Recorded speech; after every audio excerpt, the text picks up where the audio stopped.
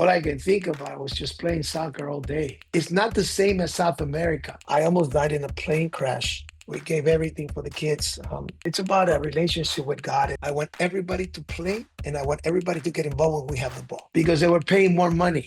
You work hard, harder than everybody else when you come to camp. Respect the coaches, respect, the federation, and work hard because that's how I did it. I think that's the problem we have here that made me realize that God was real. All right, good afternoon, Hugo. It is an absolute pleasure to be speaking with you. How are you doing today? Going good, thank God. And you? Doing very well. It's a real pleasure to be chatting with you. Let's start off by talking about your childhood in El Salvador. How important was that in shaping your life? I was born in the capitals in Salvador, and the years that I was there until 11 years old. Then I moved to the States. It shaped me into what I was going to become, which was a soccer player. And the reason was because when I was there, all I can think about was just playing soccer all day. You wouldn't imagine how much. I mean, it was every day, nonstop. So that shaped me and helped me to be where I was supposed to be as growing up and even moving here to the States and then playing pro. My dad was a business guy. He used to come here, buy trucks, and then he would drive into El Salvador, sell them there.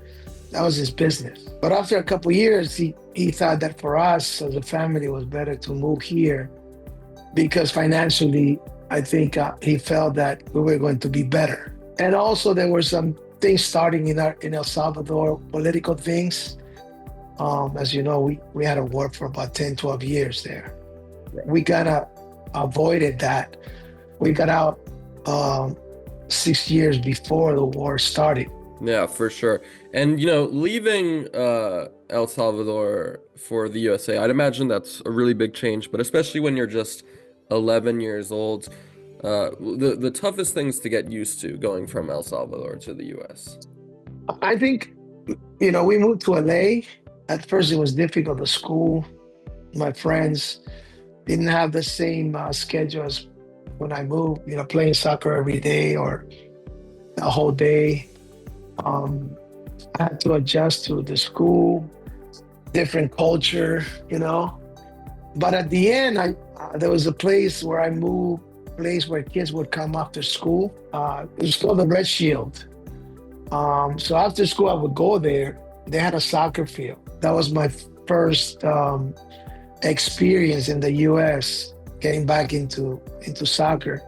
So that was the first thing that when I moved here, I missed it a lot. You obviously, you were almost destined to be a soccer player, right? They say the apple doesn't fall far from the tree.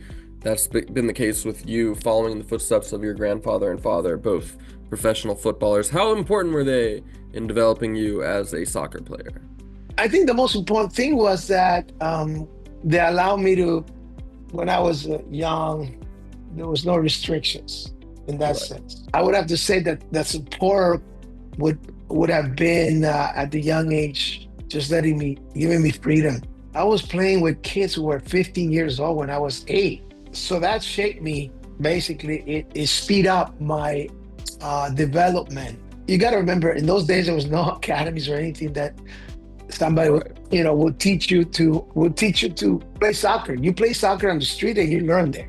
Then as I was growing a little bit older, my dad, was telling me certain things, dribble, take shots and stuff like that. But I already had developed my technical skills at that age. What do you think has changed the most in U.S. soccer in the 50 years or so that you've been living here?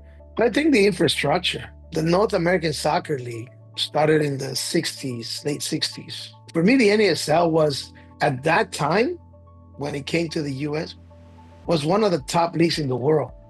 And the reason was because everybody was coming here from Europe, South America. I think there was 32 teams in the NASL. When Pelé came here for years, Beckenbauer was here, all those international players playing in the league. The league was basically one of the best leagues. I ended up playing 3 years in the league, almost 3 years. The quality was very high. Now, when it folded in 80, I think it was in 83, 84 that folded. 84, yeah, Yeah. 84. Then everything that had been established was broken. There was no outdoor soccer. If you compare it now, the MLS after it grew up and it started in 95. So that infrastructure has been, I think, amazing in this country. The problem that I see is that we still have issues with what is the favorite word here in America? It's developing players. Okay, Right.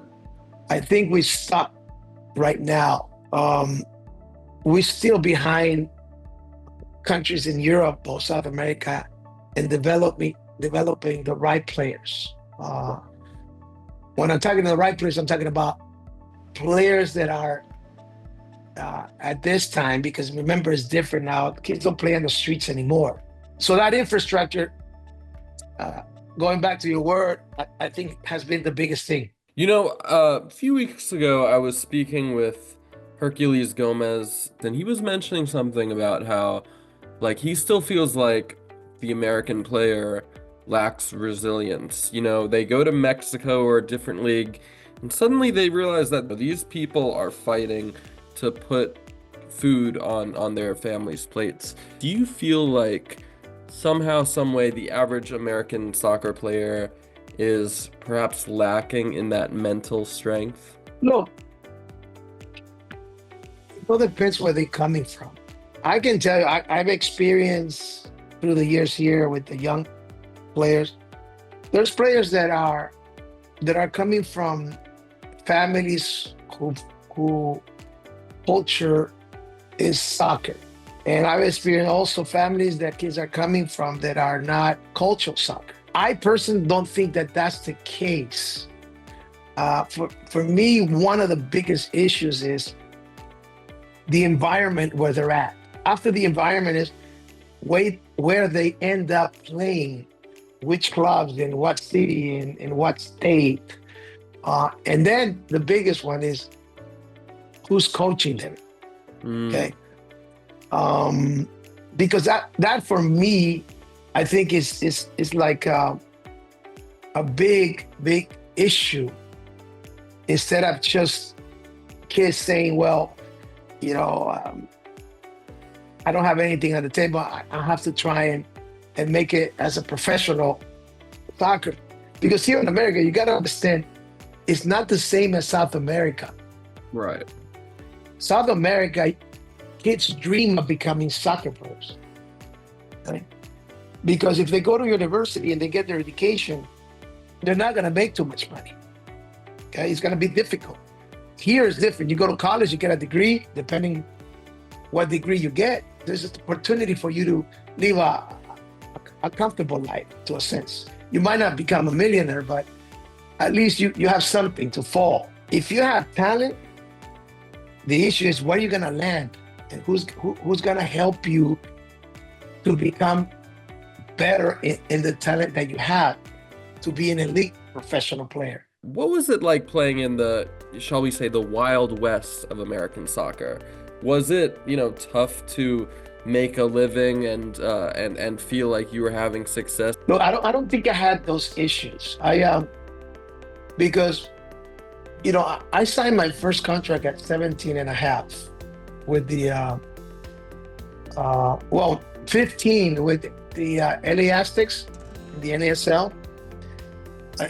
And then at 17 and a half, I signed with Tampa Bay Rowdies, a full professional contract.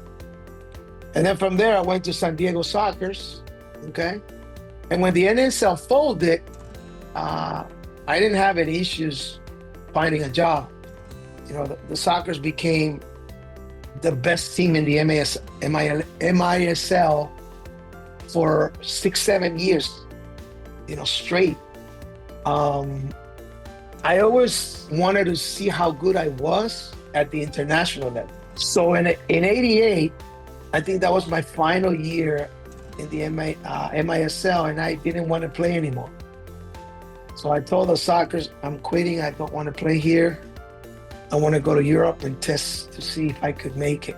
I left and we went to Italy. they asked me to go to make sure I was going with the national team, and we were in a tournament in Italy, and I had the coach who was there was Wim Beer, and he was a good friend of Johan Cruyff. So one day he tells me, "Look, Hugo, what are you doing here? You're wasting your time. You're wasting your talent. Yeah. Would you like to go to Europe? If you have anybody who can help me?" And he says to me, "Yeah, I can help you." And I said, "How?" "Look, I'm gonna make a call, and I'll let you know." So he calls me in a couple of days. He says, "Look, you're ready to travel?" I say, "Yeah, where? Where am I going?" He says, "You're going to Holland." So I said, "Look, no problem. I'll go." So after 3 weeks, Johan tells my agent there and says, "I want to sign him." Okay. So we're gonna get the paper through and everything. So they got the paper through, but at the end, the government says, "No, he's not. He doesn't have what we asked, which was more than 30 caps playing with the national team." So Johan wasn't happy. So he figured out. He told me, "Look, I'm gonna send you to Spain with a club there, Salvador from Spain." I went there, flew straight from Holland there. I was there for a week, trained, played 2 exhibition games. I scored. They were gonna sign me, and at the end, when the press conference was gonna be that day, the head coach says to the president, "I don't want to sign a number 10 because I was a number 10. Right. I want to sign a 9." I came back to Holland, and Johan tells me, "Look, I still want to sign you, but I'm gonna have to wait a bit. I'm gonna tell my father-in-law." So I ended up signing with him. But to make a long story short, after I came back, I went to in '89 with the national team to a tour. Somebody else from France saw me, and I ended up signing in France for 2 years. I was in the national team. I was in the squad who made the 1990 World Cup. At the end, I was left out because I had issues with the federation. I didn't go to the World Cup in 1990 because of that. They said that I was injured, but it's not true. And I missed the World Cup, and it hurt so much because the agent of Johan Cruyff, who had signed me, had already a pre-contract with an Italian club, Parma. Right. Parma was coming from second division to first division after the World Cup in 1990 in Italy. Yeah, your Wikipedia page says that you missed out on the 1990 World Cup because you tore ligaments. So there was no ligament tear to speak of? No, look, the real story, hardly anybody knows this. I was playing in France with 3.5, 4 months left before the World Cup. We went to play outside. It was cold. I ended up fracturing my fibula. Okay? Okay. So anyway, I was there, and the federation calls me, and it says, "Look, Hugo, we need you in the World Cup. We talked to our doctors here in America. We want you to come here and do the therapy so we can take you to the World Cup." I'll break my contract because what they were offering me in Italy was 4 times what I was making in France. Right. So I came back. I went to North Carolina. I was there, finished my therapy and everything. And the doctor tells me, "You're fine. You're good to go." Right? Green light and everything. And we called, at that time, was the coach, Bob Gansler. I called the coach, and he tells me, "I'm not taking you." And I said, "Why?" He says, I don't have to give you any explanation for it. I'm just not taking you." But I said, "But you guys made me come back. You made me break my contract." I said, "How is it that you're going to do that to me? You should have told me, we're not going to take you. I should have stayed over there." And I said, "I had a contract, a guaranteed contract with my club. And now you're not taking me, and I can't go back there because I broke my contract." I said, "That's not right." But they didn't care. And we played Real Madrid, and we played Stuttgart of Germany in a tournament in LA. And I played there just to make sure that the press knew I wasn't injured like they were saying.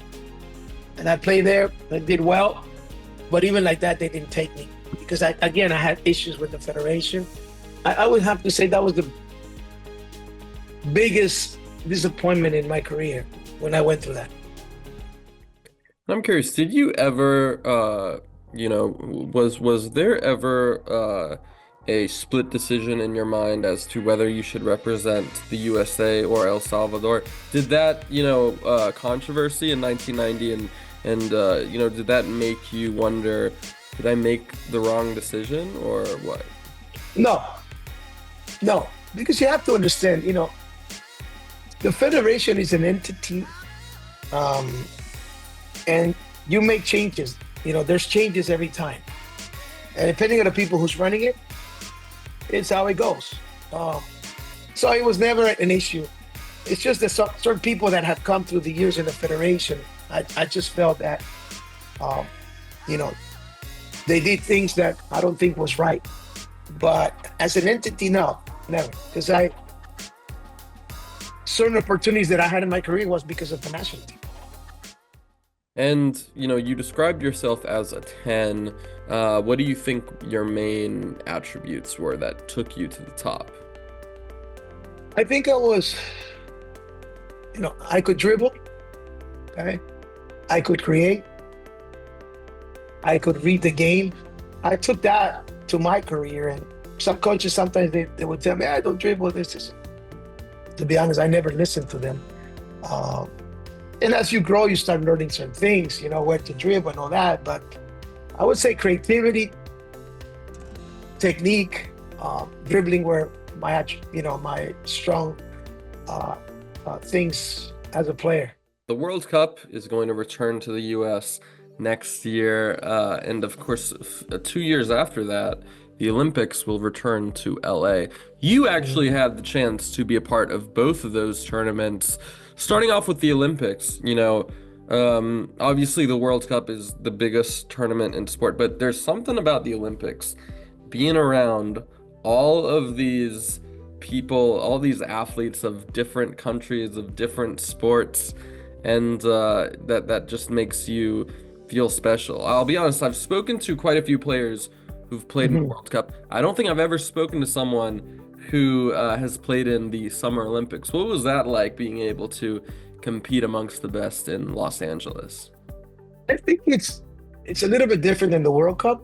The Olympics is special because there are other sports within the soccer tournament where you can watch athletes, where you can go watch different athletes competing in different sports.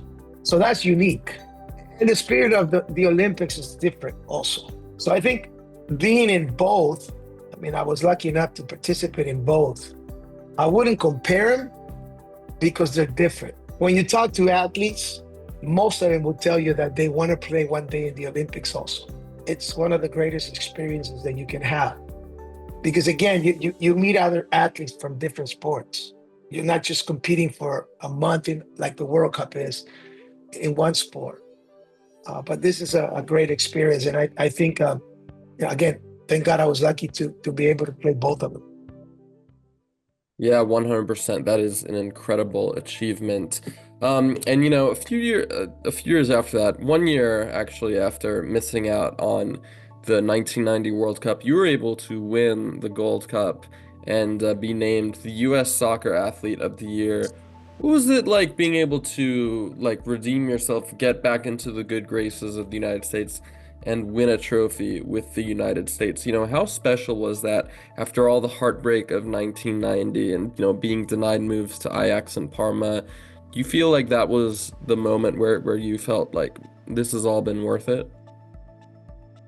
Yeah, because I always been somebody who, when something happens, when I was, playing professional soccer in my career, I would always have this thing in me and say, this happened to me. I'm gonna overcome this. I'm gonna show these people. And I'll be honest with you, after the 90 World Cup experience, I didn't think I wanted to get back to playing for the US anymore because of the people who were running the federation at that time.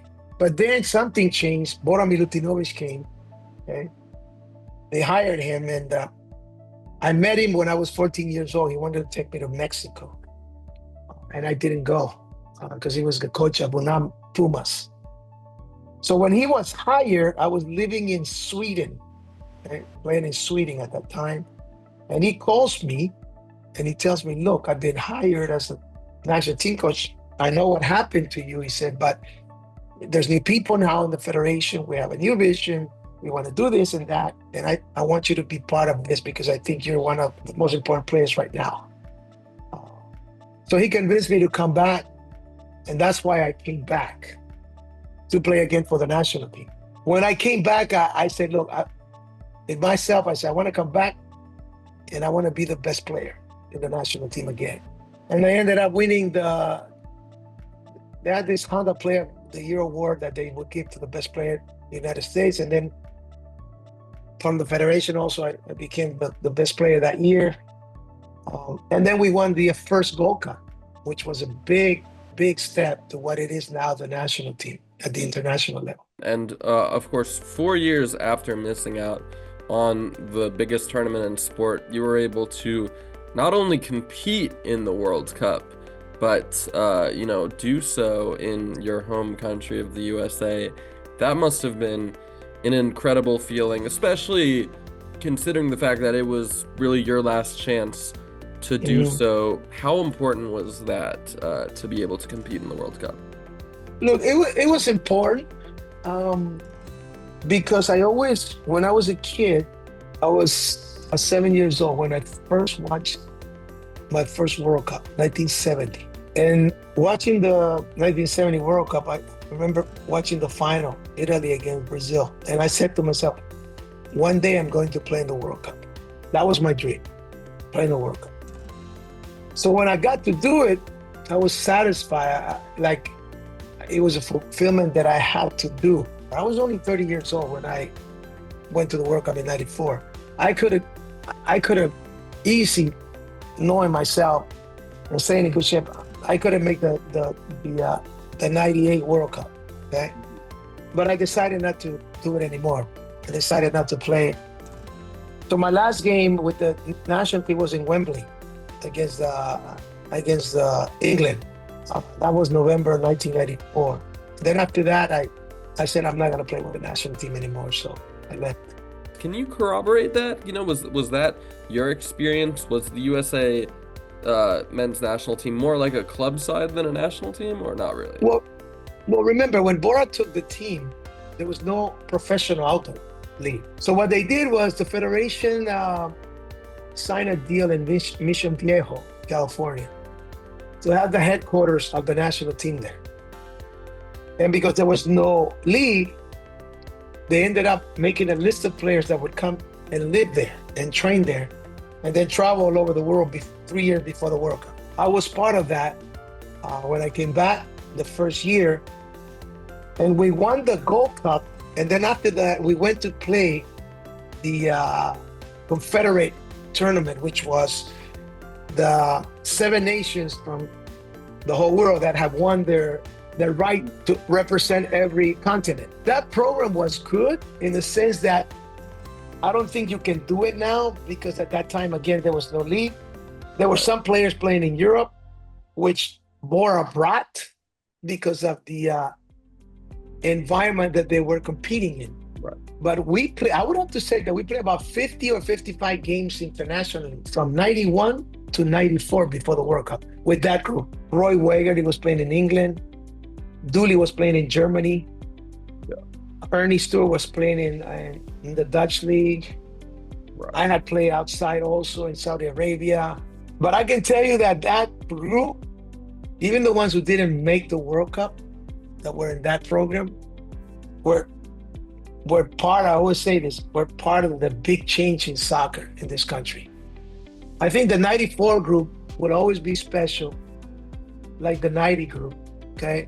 Yeah. But the 94 was special because it opened the door for another professional league to come in, like the MLS. If you look at that group, you had players from different countries, whether they were born in a different country or their parents were born in that different country and came here. It was a good mix. And I remember, I always tell the story, one of the first meetings when Bora came, he said, look, we're gonna change the way we play. But when Bora came, he changed that.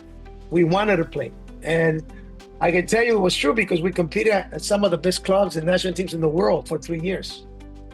And we competed well. And that helped us to prepare when the World Cup came.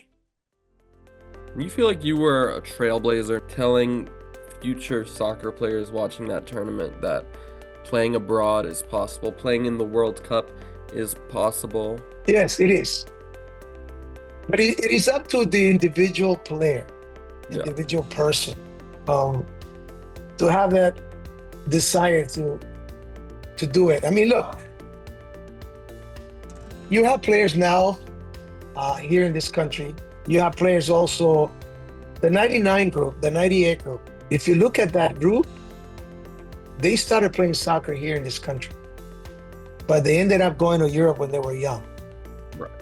Because they knew, it's a reality. Europe right now, for a lot of years, has been the best place for any player from any part of the world to go play.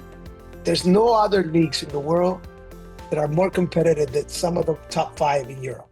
So that, for me, was something important, that our American players here, born here, if they want to, and they have the talent, that's the key, okay? They can go to Europe and excel. And, after plying your trade in France, Sweden, Saudi Arabia, you were able to kind of have a full circle moment and win the title of El Salvador with FAS. How important was it to kind of close that loop before hanging up your boots? I think it was important, but it's funny, but I never wanted to go and finish my career there. Even though that club is special for me because my parents, my dad, not my dad, my grandfather was one of the founders in the 40s. He played there. My cousin, a couple cousins played there. Yeah. But I was never thinking of finishing my career there. You know, I got an offer after the World Cup to stay here in the MLS when it was beginning. But the contract they were offering me, I didn't think it was fair.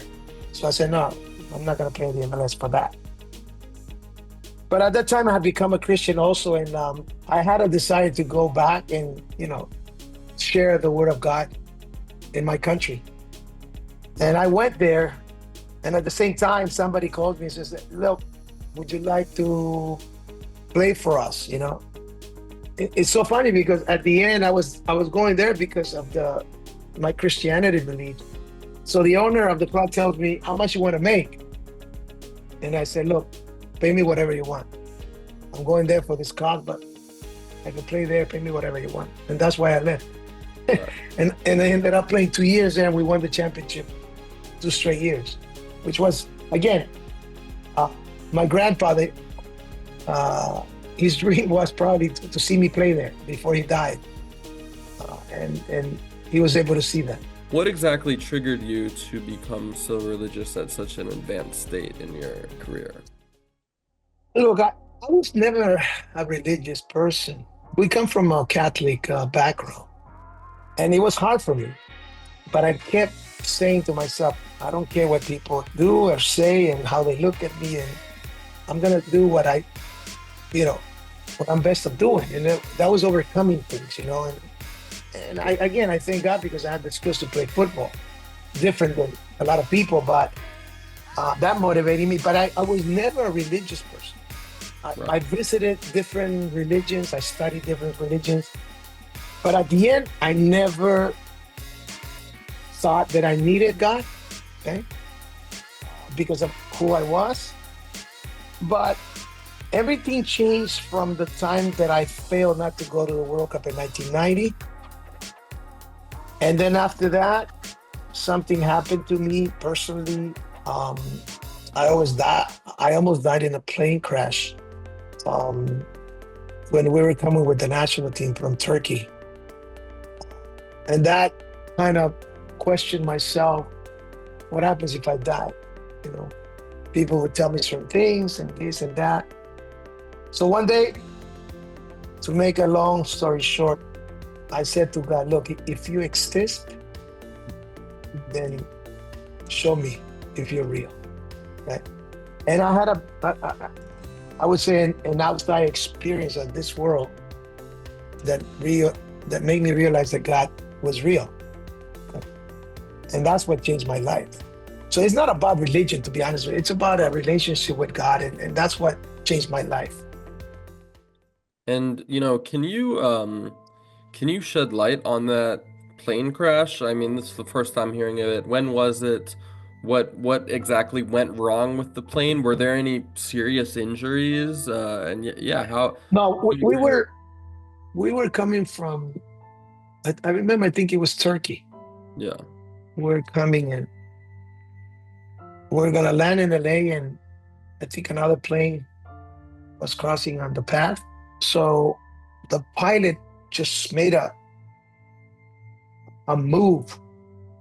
So before we landed, somebody got into somebody that side on the window said another plane had got into the runway. So the captain had to lift the plane up. But when he lifted the plane up, it wasn't normal. And we said, okay, that's it. We're gonna die. Because he went up and turned around, and we didn't hit that plane. But it was scared. I remember everybody was quiet, just waiting for the impact. And somehow a miracle happened, and the pilot managed to avoid it, got around the ocean, come back, and we landed. But that was the point where I felt that I needed to basically find out if God was real, because I knew people would tell me, if you die without Christ, you're going to go to hell. And I never believed that, to be honest with you. Okay. But at the end, that's what changed my mind. And I've always been a person who, when he wants to get something done or find out if it's true or not, I dig until I find out. What was that like going back to the United States and coaching the next generation of American soccer players? What did you get out of that? And overall, why did you leave after 2 years? Yeah. Look, I enjoyed it at the beginning. I was able to. I felt that the program at that time wasn't the right program. So when I came in, I presented the federation with a plan. So when I came in, they gave me the liberty, and I started doing 8-day camps 4 times a year, and I changed the structure of how we did the camps. We concentrated a lot in topics when the kids were gonna come, so they wouldn't have free time, but they would have a lot of football, okay? And we gave them the freedom to express themselves. And that was great. But then after 2 years, I had issues inside the federation. Some issues were very difficult. And then there was a coach for the under-17 that went to the top and said, who was trying to get my job? I don't want to work with him. And at the end, they ended up firing me because it was one of his complaints. This is the first time I say this, or I tell this story, which is sad, to be honest with you. It's sad. Because I think we're very responsible. We love the kids. We gave everything for the kids. It's sad. I hope it doesn't happen anymore. I thought that was discriminating. Do you ever feel like being Latino was used against you? To a certain degree, yeah. Yeah. You feel like But you were experiencing racism in that degree, or? in certain times I did, yeah. In Yeah. certain times I did. But it's okay. Look, it is part of life, okay? It's not good when it happens, but I always tell the Latino players, look, when you come to the national team, work hard. Work harder than everybody else. So I always tell them, look, whatever you hear, discriminating, don't pay attention, just work hard. You do what you have to do. You work hard, harder than everybody else when you come to camp. Respect the coaches, respect, the federation, and work hard, because that's how I did it. I mean, I told you, I lasted 10 years in the national team with all issues and problems. And you have to be good, you have to have talent, and you have to work hard than anybody else. And after coaching the US's U15 side, you managed to spend 8 years in a variety of roles with the El Salvador national team. How special was it returning to your home country, managing the senior team, And you also were able to recruit a lot of Americans with Salvadoran heritage, such as your nephew. How proud of you are you? How proud are you of this achievement? And what do you think that your legacy is with the national team? I saw the national team play the US and they lost 6-0, I think it was, in Fort Lauderdale. I think it was during the COVID or before the COVID. And I said, there's no way, I said that. And they lost to the B or C national team of the US. Okay? It wasn't even the senior team. And I said, there's no way that our players are so bad. I wish I could, train this guy. A month later, they called me and says, you'd like to help us? And I said, yeah. It was a challenge for me. And the challenge was that I wanted to compete against the US. I wanted to show that our players, even though they don't make a lot of money, they don't have infrastructure, sometimes they don't get paid, but if you train them correctly, you can compete. And I would have to say that was the biggest thing. We surprised everybody how we played, the style we had. And then we couldn't qualify for the World Cup in Qatar, but it had been 12 years that the Salvadorian national team was not in the final round. And we put him in there. And then we had to play the US 4 times, 2 in Nations Leagues and 2 in the World Cup. And we competed well against them, right? And you're talking about a roster in the US that was worth $400 million probably. And our roster was worth $1.5 million to $2 million the most. So I think that would be the biggest thing that I could probably say that I'm proud of, right? And, after 2 years in charge, you were sacked by El Salvador in September 2023. How surprised were you by your departure? And overall, are there any things that you wish you could have done differently? No, I was sad because basically we ran into an issue that we were playing well, but we couldn't win games. We had to fight to get into the final round, but this is the one that we had more time. So we helped a lot, those players. We had sponsors from outside the country that would help the national team because nobody wanted to sponsor the national team at that time. But at the end, again, there's people that make decisions and they ended up firing us. But I don't regret it, to be honest with you, because I think that when you have the right idea and you have help and players are willing to learn, you can do things. And it's been nearly 2 years since your last coaching role. What has this time away from coaching been like for you? What have you been doing with your time? Are you living with your family or not? And what is an average week like in the life of Hugo Perez? Look, since I left Salvador, I've been watching a lot of football internationally, preparing myself, what you call also scouting leagues, scouting players, watching coaches, courses, watching a lot of soccer. And then here, I live in the Bay Area. We have a club with my son, Silicon Valley Albion. We have about 400 kids. I go twice a week and see the sessions and help the coaches, prepare sessions for them. The closest one was DC United. To be honest with you, I would like to go to Asia. And just last question, Hugo. What do you feel like your legacy will be? What do you think that people, or what do you want people to remember you as? So I don't know how people feel about me, but I can tell you that the only thing I feel proud about as a Latino Salvadorian was I played with the national team in the most difficult time for 10 years. And that for me probably will be my legacy. Hugo, thank you so much for your time. This was an absolute blast. And really appreciate you speaking with me. Well, my friend, thank you for the time. Talking about football, soccer, it's a passion. Thanks for the time. My pleasure.